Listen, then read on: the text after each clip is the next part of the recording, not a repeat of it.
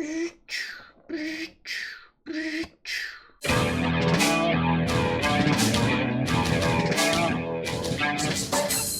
bits. Welcome back, Hobby Maniacs. I'm Rob Baer from SpikyBits.com, and we got the new tactical Warsuit for Primaris Space Marines only. You can't put normal Space Marines in here. This is Baby Carrier 2.0, and it's pretty cool looking. It's got a lot of folks talking for sure over the past couple of weeks since they revealed this bad boy in fuzzy pictures, and then in real life, although we could see the roll cage from day one, I feel like, pretty much. So here it is, a couple different options you can take here: the twin iron hail autocannon or the incendium cannon. I think a lot of folks are going to be taking this and forward deploying this bad boy, but you know, it looks really cool. But we've seen in the past where these can be a little bit of a complicated build, so I don't exactly know what to make of it quite yet. But let's take a look at the sprues, hit up the instructions, and build it up. So once you pull it out of the box, you're going to notice you get a 90 mil round base, which is the same as the Redemptor. Larger, bigger, badder, life after death Biggie Smalls edition of the Primaris Dreadnoughts vehicle transfer sheet. 3 sprues. Oh, make it 3 sprues. And the instruction manual. Now let's dig into the instructions first before we take a look at the sprues, because we won't really have any idea what the sprues are until we look at the instructions. So it looks like we have a left and a right section cockpit here with a flip down little foot pad piece and a seat inside there. This looks a little wonky right off the top of my head just looking at it. It doesn't look like that is very well. We're gonna have to take a closer look at that one there. And then you got the power plant in the back, and it looks like the twin machine gun Ghiblies right here are gonna be a no glue sort of assembly, and then probably rotate, which I think is pretty neat. And then all the armor plates go on.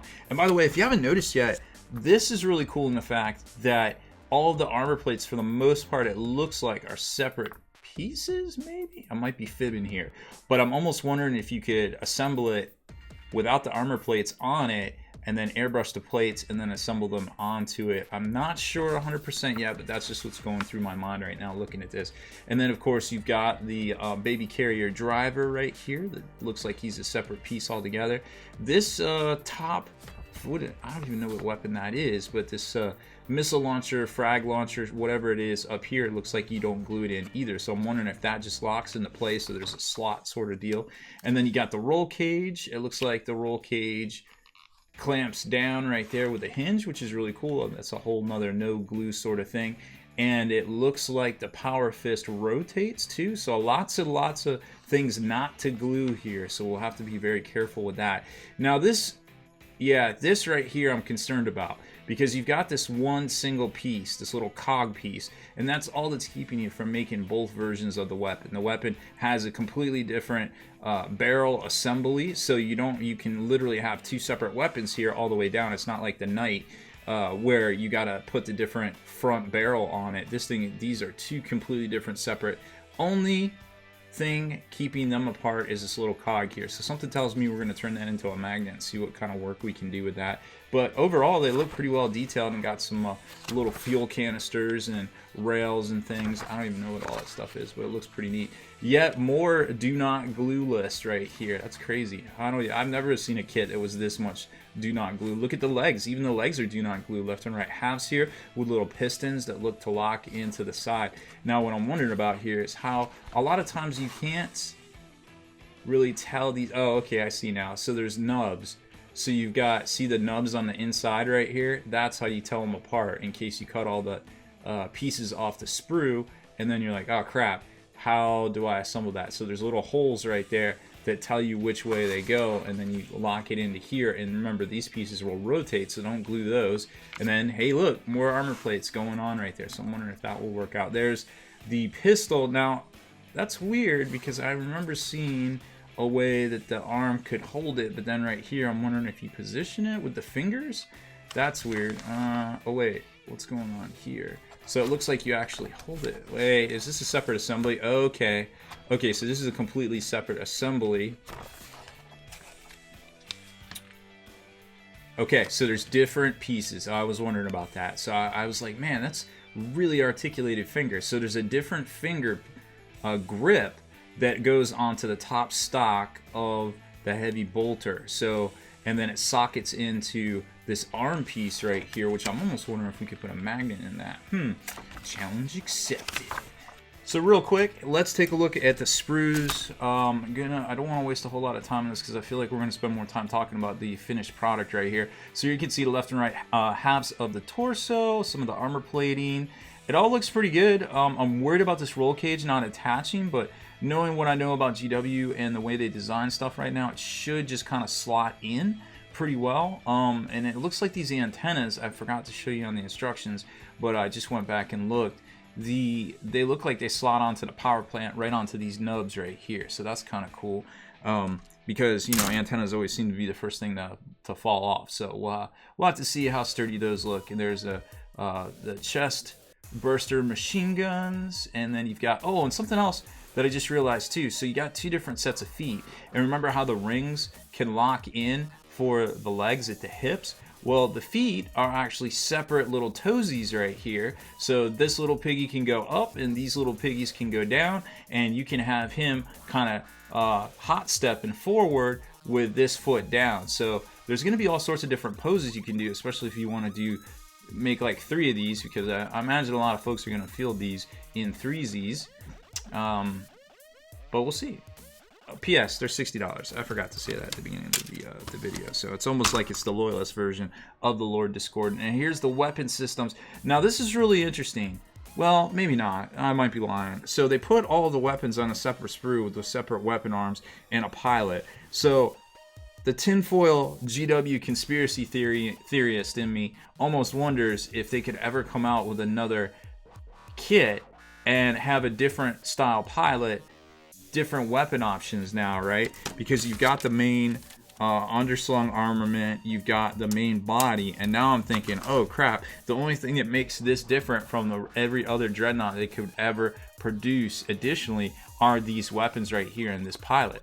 Maybe I'm off base, but just spitballing, it looks like you've got the shoulder armor piece, you've got, what is this? This is, yeah, that's part of the weapon shield. Roll cage, not roll cage, that's part of the weapon rack. Pilot, yeah, I think that might be, I mean, I'm not saying they're going to do it anytime soon, but that is a possibility for sure. So there's the heavy weapon, there's the pistol grip, there's your fist with the pistol grip in the fist, so that's a completely separate piece right there. And now we'll figure out how to get it all together and make it modular. Future-proof your brand spanking new baby carrier. So several hours later, we got this together. Now this was a super fun build. I won't lie to you. You will really enjoy this. There are some very challenging pieces to this kit. Notably, I want to draw your attention to these power cables back here. This is a very delicate kind of assembly. You need to pay attention to this. And the notches right here for what look to be foot panels, but they're not foot pads. They're just bottom armor plates right here. So be very careful. This is an initial step right here, and it can kind of get away from you. And it's not my favorite, but it works. Now everything moves here. It's really dope. Like you can pull up the roll cage right here. It's all locked in, and then the little marine guy will come out if you really want him to. These all go up and down, and now I didn't drill them out, and there's a few pieces of flash around, but I feel like for the most part we kind of nailed this assembly. This all stays in with tension right here, so it can flip up, it can flip down, it can pop out when you don't want it to. But it does snap right back into place, and with a little paint, I feel like it'll be just fine. So as you can see, it's already animating itself right here. Now let's start from the ground up. This particular kit right here, we magnetized with a 1/4 inch magnet in the top and the bottom of the torso right here. So I got a bunch of magnets in from Magnet Baron. Check them out. Very, very affordable, almost the same, if not cheaper than Amazon pricing. So everything we used was 1/4 inch by 1/16 inch, 3/16 by 1/6 or 1/16. and a very, very small 1/16 by 1/32. So I'm getting all my stuff. So 1/16 by 1/32, and you'll see what that's for here in a second. 3/16 by 1/16 and 1/4 by 1/16. These are 1/4 by 1/16 right here, and it kind of goes together very well, and it's got a little bit of wiggle room on the movement. It can kind of lead forward the way I did. I kind of slotted it with the magnet kind of at an angle into the torso a little bit, just so it kind of looks like he's kind of charging forward. Because remember, you can do all that stuff with the little piggies right here. You can kind of move them up and move them down, which is really, really cool. Now, as far as the arms go, you don't have to worry about magnetizing those because they are, ta-da, slotted in, which is really neat. Very much similar to a knight. Now, this all kind of hooks together with tension. You don't really, I mean, you can have them kind of holding the gun out, holding the gun down, pointing the gun. Now, I used that 3/16" magnet in here, in one inside of each hand, and lo and behold, we have a power fist. Look at that. Boop. So there's a power fist, so when he's just doing that, he can just have it at the ready and get ready to crush face. And then right here, remember that little cog piece? I said F that cog piece. We are just going to put a magnet in there. I used a little bit of sprue, jammed it down. Oh, actually, I used the cog piece on this one and just drilled it out. Again, 3/16" magnet, so it's smaller than 1/4. And we did the same thing right there on the inside of both of, actually, it's just this one. So just that one right there. Drilled that out and put that all into there. This one right here, we used a little piece of sprue on the inside just to set it up and make it slot in. And there you go. We got our dreadnought all future-proofed. And now I know what you're thinking, well, what the heck? What about the little heavy bolter? What do you do about that? Well, check this out. So you take your heavy bolter, pull off your bolter fist that's got a little notch in the front on the sprue itself, which locks right into there. But in order to keep it from torquing, booyah, we used a tiny 1/16 by 1/32 magnet. And check it out, got the handle right here. Assemble it to at the ready, and believe it or not, we put a magnet behind this little saucer piece right here, and the magnets lock in from the hilt and the top of the gun to the side, so he can just kind of walk along and have it on his person, ready to grab, and then you can transform it into Megatron. Yeah. This, like I said, I had a lot of fun with this build. This is a really cool kit. You can do a lot of cool things with it. Now, some of these pieces you're not going to be able to keep off and spray it metal and then paint your armor colors.